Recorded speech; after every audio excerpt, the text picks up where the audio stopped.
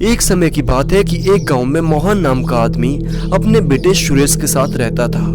मोहन बहुत ही अच्छा आदमी था जो लोगों की मदद किया करता था, जबकि उनका बेटा सुरेश बहुत ही दुष्ट इंसान था। फिर एक समय की बात है कि कई दिनों से गांव में बारिश न होने की वजह से गांव में बहुत ज्यादा सूखा पड़ रहा था, जिसकी वजह से गांव के लोग बहुत ज्यादा परेशान हो रहे थे। अजी रमेश जी, आपको पता है ना, अब तो हमारे गांव में सूखा पड़ रहा है। कई समय से बरसात ही नहीं हुई। ऐसे ही कुछ दिन और रहा तो लोग प्यासे मरने लगेंगे। मोहन जी कुछ उपाय करो, नहीं तो हम लोग प्यासे ही मरेंगे। अरे पिंकी, तुम इतना काहे परेशान हो रही हो? कल हम सभी गांव के लोग मोहन सेठ के पास जाएंगे और उनसे उनके तालाब का पानी पीने की बात कहेंगे। शायद वो जरूर हमारी मदद करेंगे। फिर जैसे ही अगला दिन होता है कि गांव के लोग मोहन के पास जाते हैं। मोहन भैया जी, हमारी मदद करें प्लीज। अरे भैया जी, बताएं तो सही, मैं आप लोगों की किस तरह से मदद कर सकता हूँ? एक बार बताएं तो सही। अगर मदद करने के लायक होगी तो जरूर मदद करूँगा मैं। सेठ जी, आपको पता ही है ना, हमारे गांव में सूखा पड़ रहा है और कई दिनों से बरसात नहीं हुई है, जिसकी वजह से गांव में अब पीने तक को पानी नहीं बचा है। इसलिए हम गांव वाले चाहते हैं कि आपके तालाब का पानी हम लोग इस्तेमाल कर लें। आपका ये आभार हम कभी भी नहीं भूलेंगे सेठ जी। अरे भैया, काहे टेंशन ले रहे हो?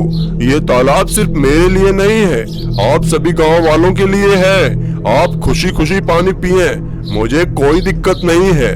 मोहन के ऐसा कहते ही उनका बेटा सुरेश वहाँ आ जाता है। पिताजी, ये गांव के लोग आपके पास किस लिए आए हैं? आखिर ये लोग हमसे चाहते क्या हैं? बेटा सुरेश, गांव में सूखा पड़ जाने के कारण बेचारे गांव वाले पानी के लिए परेशान हैं। इसलिए हमारे तालाब का पानी इस्तेमाल करने की बात सोच रहे हैं। अपने तालाब का पानी? वो भी इन लोगों को फ्री में देंगे? नहीं, इन्हें हम अपने तालाब का पानी नहीं दे सकते। और वैसे भी इन गांव के लोगों के पास रखा भी क्या है जो हम लोगों की ये मदद करेंगे कभी? चले जाओ सबके सब यहाँ से, और कोई भी हमारे तालाब की तरफ नजर उठाकर भी मत देखना, वरना समझ लेना बहुत बुरा हाल करूंगा मैं। भैया जी, हम गांव के पास बस यही एक सहारा है। अगर आप ऐसा बोलेंगे तो हम प्यासे ही मर जाएंगे। कृपया इतना एहसान कर दीजिए प्लीज। नहीं, मैंने एक बार बोल दिया ना कि तुम लोग मेरे तालाब की तरफ नजर भी उठाकर नहीं देखोगे। अगर मेरी तालाब की तरफ नजर उठाकर भी देखा तो समझ लेना मैं तुम लोगों का बहुत बुरा हाल करूंगा। फिर बेचारे गांव वाले उदास मन से घर वापस चले जाते हैं। फिर पानी के बिना कई जानवर मरने लगते हैं, पर पानी का कोई इंतजाम नहीं हो पाता है। मम्मी जी, मुझे बहुत तेजी से प्यास लग रही है। बेटी, तुम चिंता मत करो, तुम्हारे पापा से बोलकर पानी का इंतजाम करवाती हूँ। अभी घर में थोड़ा सा भी पानी नहीं है, पर मैं अभी मंगवाती हूँ पानी। फिर लक्ष्मी हरिओम के पास जाती है और उनसे बोलती है, हमारे घर में एक बूंद भी पानी नहीं है और हमारी बेटी सलोनी को बहुत तेजी से प्यास लग रही है और उनकी तबीयत भी सही नहीं है। कुछ तो उपाय करो हरिओम जी। तुम्हें पता है न लक्ष्मी, पूरे गांव में यही हाल है, किसी के यहाँ भी थोड़ा सा भी पानी नहीं है। मैं एक काम करता हूँ, चुपके से जाकर मोहन के तालाब से पानी भरकर लेकर आता हूँ। हाँ, पर वहाँ जाना सही नहीं है। मोहन का लड़का सुरेश बहुत दुष्ट है, वो अगर देख लिया तो कुछ अनर्थ भी कर सकता है। अरे बाबा, तुम इतना कहाँ डर रही हो लक्ष्मी? मुझे देख पाएगा तब तो है ना, वो मुझे देख ही नहीं पाएगा। मैं चुपके से पानी भरकर लेकर आता हूँ। हरिओम ऐसा बोलकर पानी लेने के लिए मोहन के तालाब पर पहुंच जाता है, और जैसे ही तालाब से पानी भरने वाला होता है कि तभी वहाँ सुरेश आ जाता है। कौन है जो मेरी तालाब से चुपके से पानी भरने की कोशिश कर रहा है? किसकी इतनी हिम्मत हो गई जो मेरी तालाब से पानी चुरा रहा है? मुझे माफ कर दीजिए सुरेश जी, मेरी बेटी की तबीयत बहुत ज्यादा खराब है। अगर उसे जल्दी पानी नहीं मिला तो वो अपने प्राण त्याग सकती है। प्लीज मुझे थोड़ा सा पानी ले जाने दीजिए प्लीज। नहीं, मैं तुम गांव वालों को मेरे तालाब का पानी नहीं ले जाने दूंगा। चले जाओ यहाँ से, वरना मैं तुझे जिंदा नहीं छोड़ूंगा। जिसके बाद बेचारा हरिओम खाली हाथ घर पहुंचता है, तो देखता है उनकी बेटी सलोनी प्यास की वजह से अपना प्राण त्याग देती है। मेरी बेटी सलोनी तुम्हें क्या हुआ? मैं कितना दुष्ट पिता हूँ जो तुम्हारे लिए पानी तक नहीं ला सका। मुझे माफ कर देना बेटी। जिसके बाद घर वाले सलोनी का दाह संस्कार कर देते हैं और जिसके बाद सलोनी एक चुड़ैल में बदल जाती है। सुरेश, अब मैं तुझे तुम्हारी दुष्टता का सबक सिखा कर ही रहूंगी। जिस तरह से गांव के लोग प्यास की वजह से मर रहे हैं, उसी प्रकार तेरा भी हाल करूंगी। जिसके बाद चुड़ैल अपने जादू से गांव में बारिश कर देती है, जिससे गांव वाले बहुत खुश हो जाते हैं। अरे वाह, आज तो शगुन ही आ गया। हम गांव के लोग कई समय से इसी बरसात का इंतजार कर रहे थे। हे भगवान जी, आपका लाख लाख शुक्र है। अगर अभी वर्षा ना होती तो ना जाने कितने लोग और जानवर मारे जाते। जिसके बाद चुड़ैल गुस्से में मोहन के तालाब को सुखा देती है, जिससे मोहन बहुत परेशान हो जाता है। अरे ये क्या हुआ भाई?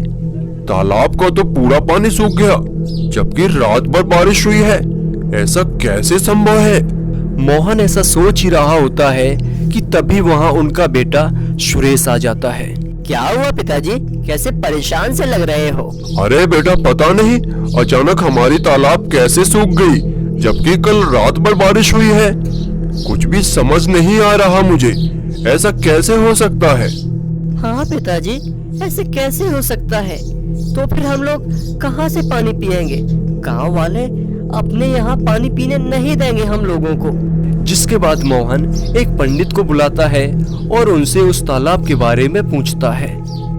देखो मोहन जी, ये तुम्हारी दुष्टता की वजह से ही हुआ है। मुझे ऐसा प्रतीत होता है कि किसी को भी पानी पीने से रोका गया था और उनकी वजह से ही उस बेचारे की प्यास की वजह से मृत्यु हो गई है, और जिसी की वजह से ये तालाब श्रापित होकर सूख गई है। तो कुछ तो उपाय होगा पंडित जी ना? ऐसे थोड़ी होगा, कोई तो उपाय होगा ना? उपाय केवल एक ही है कि तुमने जिसे भी पानी ले जाने से रोका है, उनके पास जाकर उनसे माफी मांगनी होगी। अगर वो माफ कर देगा तो ये तालाब फिर से सही हो सकता है। जिसके बाद वह सुरेश हरिओम के घर पर पहुंचकर हरिओम से माफी मांगता है। मुझे माफ कर दीजिए हरिओम जी, जो मैंने आपको पानी के लिए मना किया था। प्लीज मुझे माफ कर दीजिए, मुझसे सच में बहुत बड़ी भूल हुई है। नहीं, मैं तुम जैसे दुष्ट लोगों को माफ नहीं कर सकता। तुम्हारी दुष्टता की वजह से ही मेरी बेटी सलोनी की मृत्यु हो गई थी। अगर तुम पानी दे देते तो शायद मेरी बेटी सलोनी आज जिंदा होती। मुझे माफ कर दीजिए प्लीज, मुझे अपनी गलती का एहसास हो रहा है। आप जो भी सजा देना चाहते हैं दे सकते हैं, मुझे आपकी हर एक सजा मंजूर है, पर प्लीज मुझे माफ कर दीजिए प्लीज। यह सब देखकर चुड़ैल वहां आ जाती है और फिर बोलती है। सुरेश, तेरी दुष्टता की वजह से ना जाने कितने लोगों को अपनी जान गंवानी पड़ी है। बेचारे कितने जानवर मारे गए। तुम माफ करने के लायक तो नहीं हो, पर मैं तुम्हारे पिता के अच्छे कर्म की वजह से तुझे छोड़ रही हूँ। लेकिन याद रखना, ऐसी दुष्टता कभी भी फ्यूचर में मत करना, वरना मैं फिर से आकर तुझे नष्ट कर दूंगी। ऐसा कहने के बाद चुड़ैल सुरेश को माफ कर देती है और फिर सुरेश हमेशा के लिए सुधर जाता है और फिर कभी भी लोगों को परेशान नहीं करता है और फिर बड़े अच्छे से मिलजुल कर रहने लगता है। तो दोस्तों, ये कहानी कैसी लगी कमेंट्स बॉक्स में बताइए। इसके अलावा आप लोग अपने 5 स्टार यूट्यूब चैनल को सब्सक्राइब कर लीजिए और हाँ, इस वीडियो को लाइक कर दीजिए। धन्यवाद। अब मिलते हैं अगले वीडियो में, तब तक के लिए बाय बाय।